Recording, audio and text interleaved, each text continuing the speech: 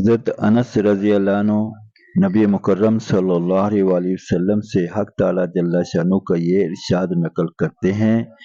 کہ میں کسی جگہ عذاب بھیجنے کا ارادہ کرتا ہوں مگر وہاں ایسے لوگوں کو دیکھتا ہوں جو مسجدوں کو آباد کرتے ہیں، اللہ رب العزت کے واسطے آپس میں محبت رکھتے ہیں، آخری راتوں میں استغفار کرتے ہیں تو عذاب کو موقوف کر دیتا ہوں۔ حضرت انس رضی اللہ عنہ نبی مکرم صلی اللہ علیہ وسلم سے حق تعالی جل شانہ کا یہ ارشاد نقل کرتے ہیں کہ میں کسی جگہ عذاب بھیجنے کا ارادہ کرتا ہوں مگر وہاں ایسے لوگوں کو دیکھتا ہوں جو مسجدوں کو آباد کرتے ہیں، اللہ رب العزت کے واسطے آپس میں محبت رکھتے ہیں، آخری راتوں میں استغفار کرتے ہیں تو عذاب کو موقوف کر دیتا ہوں۔ حضرت ابو درداء رضی اللہ عنہ نے حضرت سلمان فارسی رضی اللہ عنہ کو ایک خط لکھا جس میں یہ لکھا کہ مسجد میں اکثر اوقات گزارا کرو۔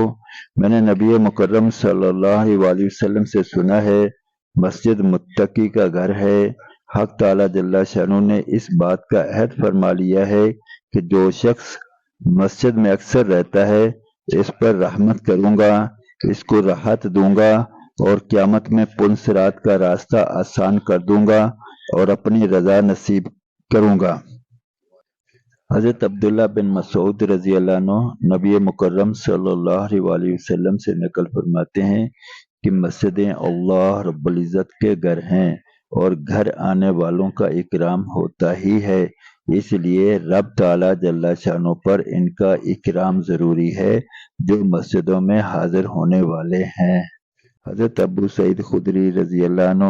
خاتم الانبیاء والمرسلین حضرت محمد رسول اللہ صلی اللہ علیہ وسلم سے نقل کرتے ہیں کہ جو شخص مسجد سے الفت رکھے حق تعالی جل شانہ اس سے الفت رکھتے ہیں۔ امت مسلمہ کے لیے مسجد ایک مرکزی حیثیت رکھتی ہے اور یہ واحد ذریعہ ہے جہاں سے اسلامی شعار کو اور اسلامی عبادات اور آداب کو سیکھا جاتا ہے۔ صحابہ اکرام جب ہجرت کر کے نبی مکرم صلی اللہ علیہ وسلم کے ساتھ مدینہ پہنچے تو سب سے پہلے قباء میں مسجد بنائی گئی اور اس کے بعد مسجد نبوی کی بنیاد رکھی گئی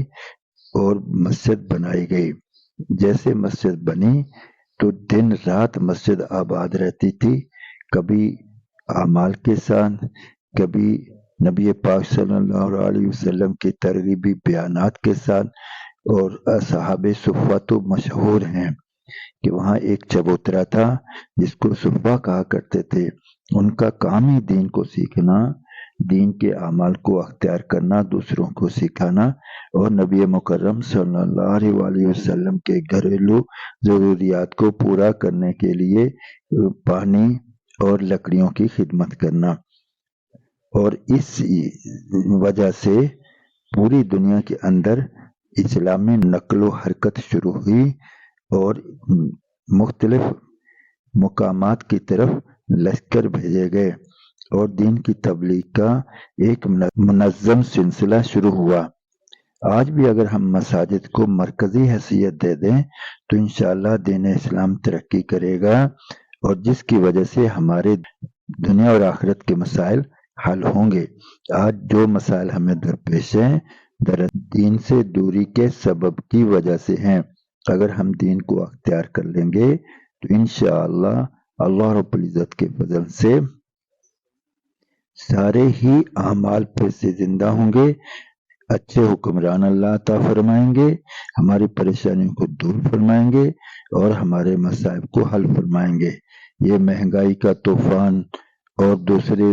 جو سازشیں دین کے خلاف اور ملک کے خلاف ہو رہی ہیں، اپنی موت خود ہی مر جائیں گی۔ اور اس کا عزم کریں کہ مسجدوں کو ہم مرکزی حیثیت دیں گے، ان میں زیادہ سے زیادہ وقت گزارنے کی کوشش کریں گے اور مساجد کے اعمال کو گھروں میں بھی زندہ کریں گے۔